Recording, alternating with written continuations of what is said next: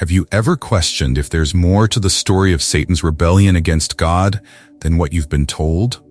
What if the tale isn't as black and white as we've been led to believe? Imagine that the real narrative is buried under centuries of interpretations and cultural influences. What truths have been left hidden from us? Could there be a deeper reason behind Satan's defiance? A reason that challenges everything we know about good, evil, and the choices we make? When it comes to stories of good versus evil, one of the most significant tales is the rebellion of Satan against God. For centuries, this event has been described as a decisive moment that marked the eternal struggle between light and darkness. But have we fully understood what happened? Could there be secrets within this story that have been obscured over time? What if the motivations behind Satan's rebellion weren't as straightforward as we think? Today, we're peeling back the layers of this ancient narrative to uncover a hidden truth that just might reshape our entire understanding of good, evil, and the very nature of rebellion. One of the most widespread assumptions about Satan's rebellion is that he was created as an embodiment of evil, set against God from the very beginning. But when we delve into ancient texts and scriptures, we find hints of a different story. The character we now know as Satan was originally known as Lucifer, a name that means lightbringer or morning star. This depiction suggests a being of beauty, power, and closeness to God. So what changed? How did this lightbringer become the adversary?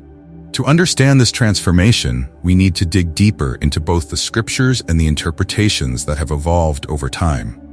Much of what we know today about Satan's rebellion has been shaped by centuries of art, literature, and theological interpretations. From epic poems like John Milton's Paradise Lost to countless depictions in medieval art, these portrayals have left us with a fixed image of Satan as the villain. But does this cultural image accurately reflect the original narrative? Or has it overshadowed key elements of the story, leaving us with misconceptions about the nature of Satan's rebellion? As we explore these questions, it becomes clear that our understanding may be more influenced by centuries of storytelling than by the scriptures themselves. In the original scriptures, Lucifer is described as an exalted being, one who held a position of great authority among the heavenly hosts. He was a powerful angel, radiant and highly esteemed. But this status came with responsibilities and a sense of duty. Over time, something shifted within Lucifer. Was it pride, or perhaps a desire for more autonomy? The scriptures hint at a growing sense of dissatisfaction within Lucifer, leading him to question the divine order and the purpose of his existence. It wasn't a single act of defiance, but a gradual change in his perspective that eventually culminated in rebellion. As Lucifer's pride grew, so did his ambition. But was this ambition purely rooted in evil, or was there a sense of disillusionment? Did Lucifer see flaws in the divine order that he could not reconcile with? In exploring these questions, we uncover a narrative that is far more complex than a simple act of disobedience. This was a struggle not only between good and evil, but also between freedom and obedience, authority and dissent. Lucifer's transformation into Satan reflects a fundamental conflict over these concepts. Here, it's worth pausing to consider the possibility that Lucifer's defiance wasn't driven purely by a desire for power, but perhaps a deeper need for self-determination. Could it be that Lucifer felt constrained by the established divine hierarchy and longed for a different kind of freedom? This question might make us rethink how we perceive rebellion, not only in this narrative but in our own lives.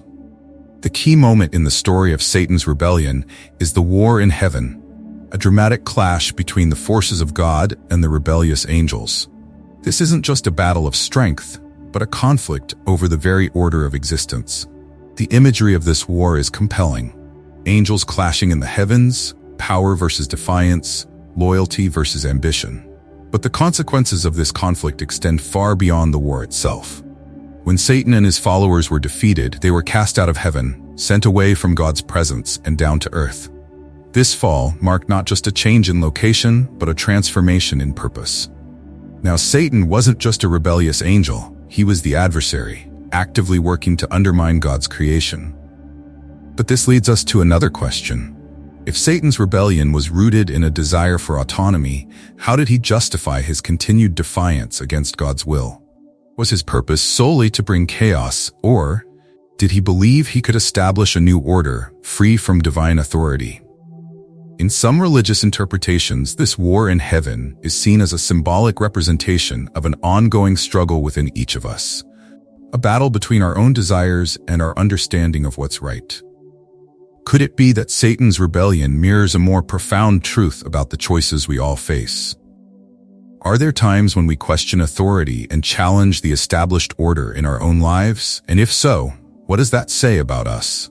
These questions invite us to look at this ancient story through a more personal lens, connecting the cosmic battle to our own experiences with morality and free will. Over the centuries, religious scholars and theologians have debated the meaning of Satan's rebellion, often with conflicting interpretations. Some early Christian writers, like St. Augustine, saw it as a cautionary tale about the dangers of pride and ambition.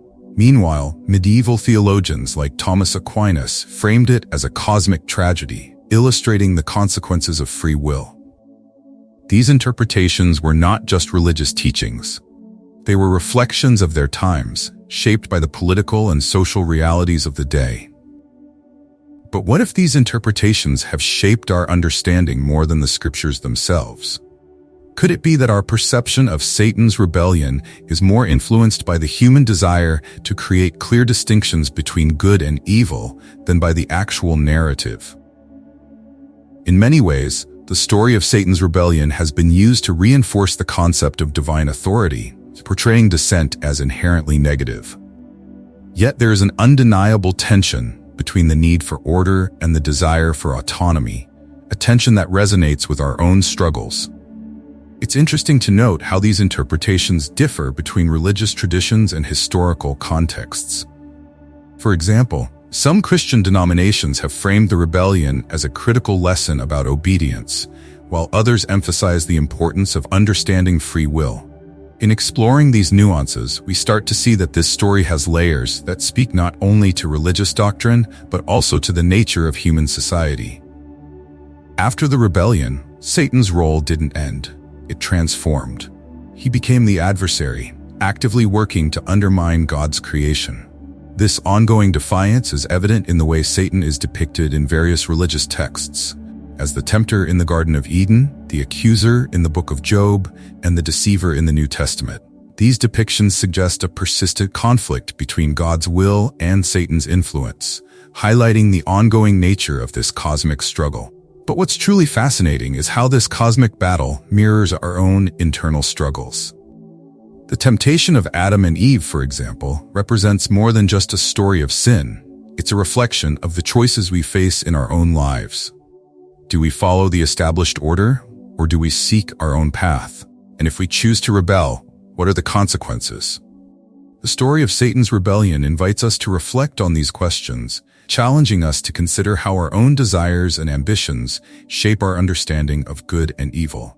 This cosmic struggle has also been interpreted as a representation of the human journey, a journey marked by temptation, choices, and the struggle to stay true to one's beliefs. In examining this ongoing battle, we might find parallels in our own lives, where we face moral dilemmas and challenges to our convictions. The story of Satan's rebellion isn't just about a battle in heaven.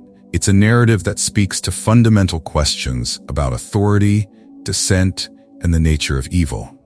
By returning to the original sources and examining the motivations behind Satan's actions, we can gain a deeper understanding of this pivotal event and its implications for our own lives. It's not just about understanding Satan's rebellion. It's about rethinking the way we approach narratives of defiance and the choices we make in our own journey of faith and morality. What if Satan's rebellion wasn't an act of pure malice, but a challenge to an order he perceived as flawed? Could there be parallels between this ancient story and our own experiences with authority and dissent? By exploring these possibilities, we not only gain a richer understanding of religious history, but also open ourselves to new perspectives on our own moral choices.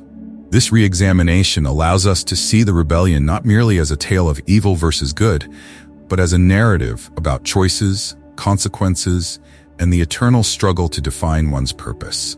How we approach these ideas might reveal much about our own understanding of justice, authority, and the search for meaning. As we reflect on the story of Satan's rebellion, we must ask ourselves, what does this narrative reveal about the nature of defiance and authority? Could it be that rebellion, even in its most dramatic forms, is more than just an act of disobedience? Perhaps it represents a deeper struggle between following an established order and the desire to forge a new path. In questioning the reasons behind Satan's defiance, we are invited to reconsider how we view dissent in our own lives. Is it always negative, or can it sometimes be a catalyst for change?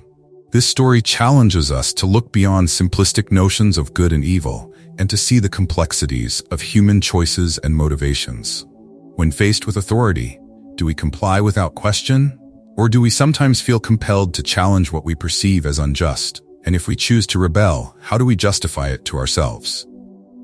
In the end, the story of Satan's rebellion isn't just about angels and cosmic battles. It's a story about human nature, free will, and the consequences of challenging the status quo. By exploring this ancient tale with an open mind, we can gain new insights into our own struggles with authority, purpose, and the choices we make every day. Thank you for watching. I encourage you to share your thoughts on this topic in the comments below. Have you ever felt like questioning authority or the established order? What does this story of rebellion mean to you? Let's continue the conversation. And if you're interested in diving deeper into these mysteries, check out my other videos on the nature of evil, cosmic battles, and the spiritual journey. Be sure to like, subscribe, and turn on notifications to stay updated.